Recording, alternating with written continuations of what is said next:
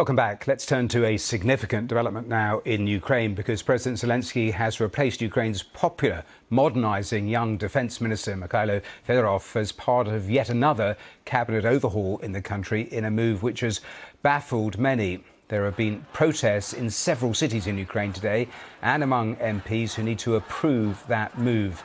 Fedorov was only appointed back in January and has since been praised by many for his focus on high tech, including drones and attempts to improve efficiency.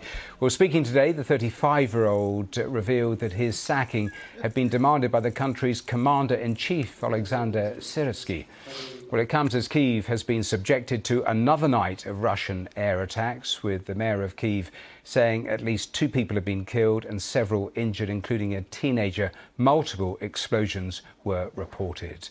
Let's talk live to Mykhailo Fedorov, who's senior fellow at the Atlantic Council and founder of the World Briefing on Substack. Michael, great to have you on the programme.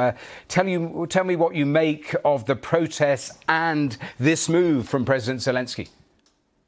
Sure, good to be with you again, Matthew. Well, protests also here in Odesa, and as well as ballistic missile attacks. So it's a very, very anxious time. But no, it's shocked the nation. It brings us back to the memories of last year, when President Zelensky, in an attempt to decapitate the anti-corruption bodies, prompted also very widespread protests. But I have a sense here, Matthew, given where we are in this stage of the war, he may not recover from this. Now, zooming out a bit, as your excellent intro suggested, Mr. Fedorov was behind many modernizing efforts. I think in probably any military bureaucracy, including NATO, when you force a transformation from ships to chips, there will be blowback. And dare I say it, when I was seconded by Canada to the Ministry of Health here for a better part of a year, we were a young tech-savvy team, and we also faced a lot of resistance. So it's something you can't really get away with. But Mr. Zelensky did have a choice here to keep this young, very tech-savvy, good connections with Silicon Valley minister on board, or succumb, apparently, to internal forces in the military, and perhaps to Mr. Zelensky's own ego, succumbing to that, to remove Mr. Fedorov. So it's a very, very anxious day for Ukraine. There's clearly huge tension between those two military figures, but I'm struggling to fully understand the thinking here, because Fedorov was pivotal in the whole development of technology, the development of the drone strategy that seems to have transformed the situation on the battlefield.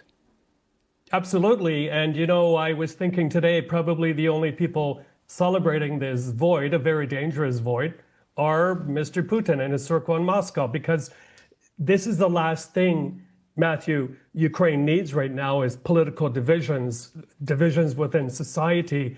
We are in the point of the war right now where it's become very dangerous, here, even here in Odessa, because of those lack of Patriot missile systems. So what Fedorov was responsible for is a rapid modernization, including, for example, forcing the Russians off of Starlink, which they illegally obtained, giving them a blackout on the front lines, but also reward systems for people in the military who came up with innovations.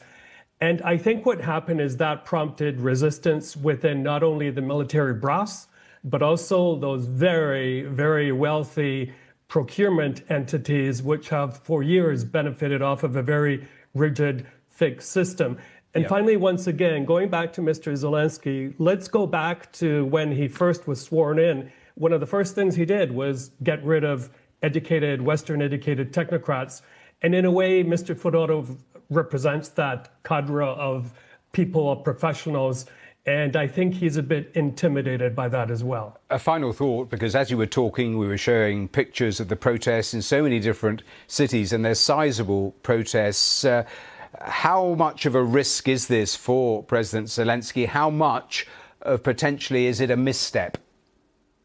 It's a huge danger for Mr. Zelensky. Now, it has to be made clear that as of this minute, there's no Minister of Defense and no new Minister of Foreign Affairs, because Parliament did not vote on it.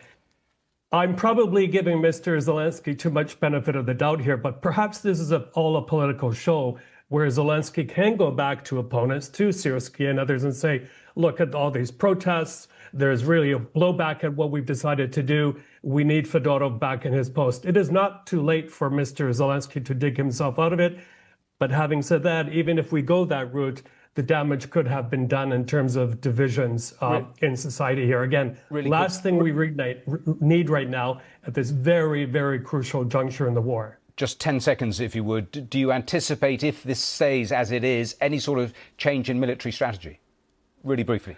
Well, perhaps we're too far now along the technological innovation. And I think, at the end of the day, it's the men and women in the trenches who will decide what happens.